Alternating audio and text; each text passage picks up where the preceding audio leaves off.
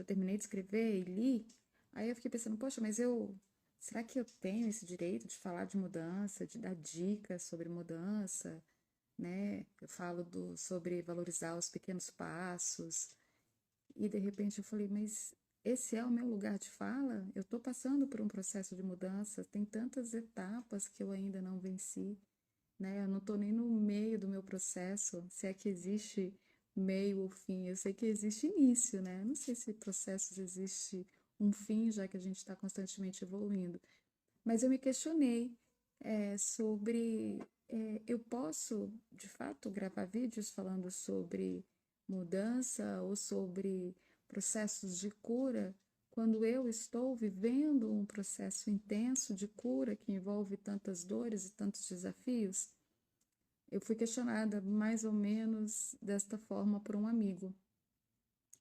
E eu me questionei sobre este lugar. E aí eu percebi que sim, esse é o meu lugar de fala. Esse é o lugar de fala de qualquer pessoa que está vivendo o seu processo, né? É, eu fico pensando assim, uma coisa, a gente no mundo virtual, nós temos um bando de gente com estratégias e ferramentas de cura. Eu já falei isso em outro vídeo.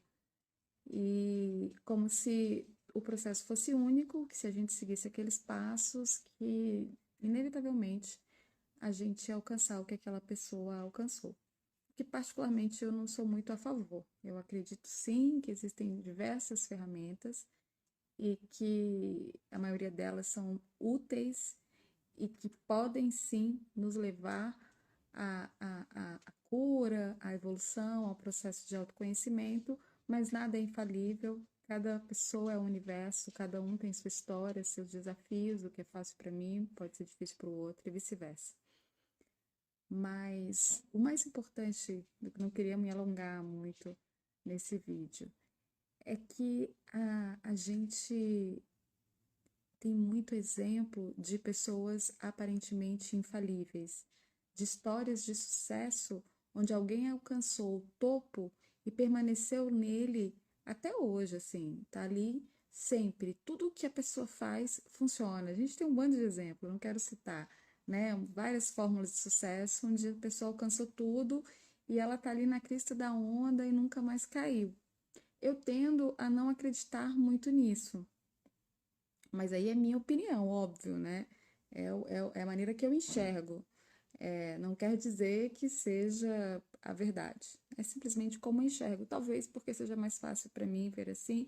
Talvez numa questão de espelhamento e de projeção pelo meu processo não ser assim. Talvez eu não enxergue como possível que a gente permaneça ali na crista da onda e alcance o nirvana e não saia mais deste lugar, uma vez que o processo de cura, o processo de autoconhecimento, ele não é linear, ele é cheio de altos e baixos. Tanto que eu escolhi esse filtro, tá vendo? Tem umas folhinhas caindo assim, porque eu tava antes de começar a gravar o vídeo mexendo em umas flores que estão bem ali, tá vendo aquele vaso ali?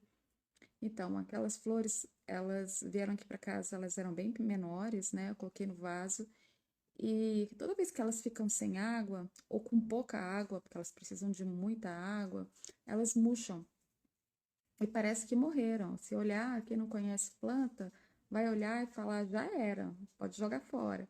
E não, se você chegar lá e colocar água, mesmo elas estando muito murchas, elas elas ficam lindas de novo, as flores voltam ao seu estado de beleza e parece que ela nunca esteve seca, como se ela estivesse ali intacta o tempo inteiro.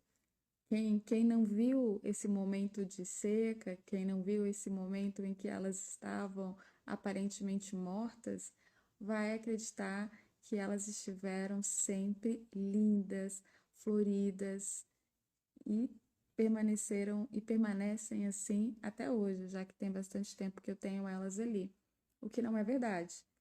E assim eu acho que somos nós também, né? A gente tem aquele processo de onde as nossas folhas caem, onde a nossa energia diminui, onde a gente fraqueja, onde a gente duvida da gente, onde a gente acha que não vai dar conta, onde a gente quer resistir àquele processo de mudança porque a gente tem medo do desconhecido, mas isso é temporário, como tudo, né? A vida, né? A única certeza que a gente tem da vida é a impermanência, né? Então, é impermanente mesmo, né? Ou seja, a gente tem esses momentos, mas daqui a pouco a gente consegue se erguer de novo, a gente é regado, né? Seja pelo amor, pelo autocuidado, seja pelo amor dos nossos amigos, seja pela fé que as pessoas depositam em nós, ou mesmo pela fé que a gente deposita na gente, seja pela fé que a gente tem em algo maior que nós, Deus, o universo, o que quer que seja, a gente consegue renascer. Basta a gente ser regado com algo que a gente precise, de fato. Então, eu fiquei me questionando, é, eu posso sim falar de cura, eu posso sim falar de processos, eu posso sim falar de ciclos de mudança. Quem me conhece sabe que eu, meu sonho sempre foi ser terapeuta. Eu ia fazer a faculdade de psicologia lá atrás, há muito, muito tempo atrás, e eu acabei optando por relações internacionais e acabei trabalhando num banco onde eu trabalho até hoje. Mas o meu dom estava ali me chamando o tempo todo, e no meu próprio processo terapêutico eu vi que eu não tinha como correr disso, eu não tinha como fugir disso, isso estava à minha volta o tempo todo. Então, eu fiz alguns cursos, eu fiz algumas formações, e dentro dessas formações que eu fiz, eu atendi alguns amigos, né? Não sem cobrar, né? Mas fui por diversas vezes a terapeuta de inúmeros amigos. É, mas eu achava que eu não estava pronta para atender, para eu ser a terapeuta, para eu cobrar por esse trabalho, porque eu me sentia muito distante de alguém pronto, de alguém que poderia ser um exemplo de sucesso, de saúde mental, emocional, em todas as áreas da vida, familiar, pessoal, profissional, maternagem, etc. Até que eu me dei conta que se eu ficar esperando esse momento perfeito, talvez eu nunca comece nada. Porque o que me capacita, o que me dá condições de exercer esse dom ou essa profissão é justamente a minha experiência e a minha vivência. Óbvio, pautada nos estudos, em formações, em leituras, em cursos,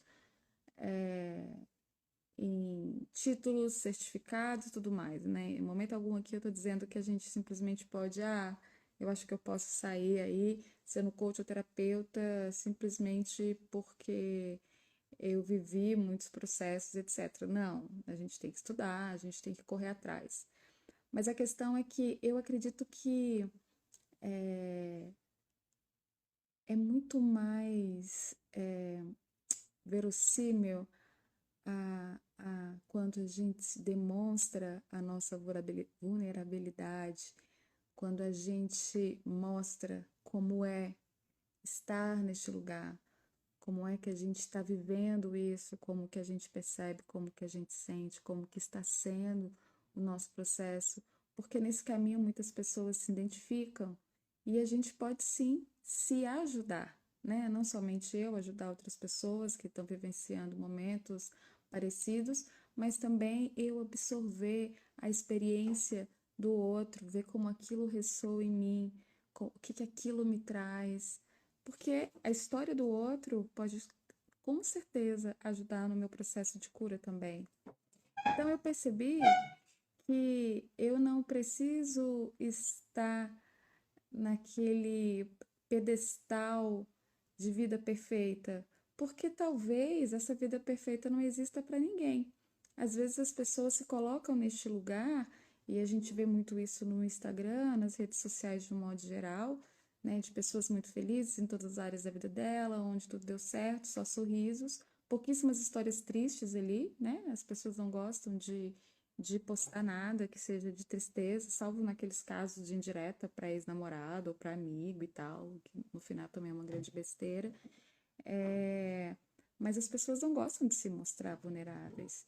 E faz todo sentido, é compreensível também esse medo de se despir dessa máscara de valente, de sou feliz o tempo todo, ou de eu dou conta de tudo, onde, entende? Eu sou a super mulher ou eu sou o super homem.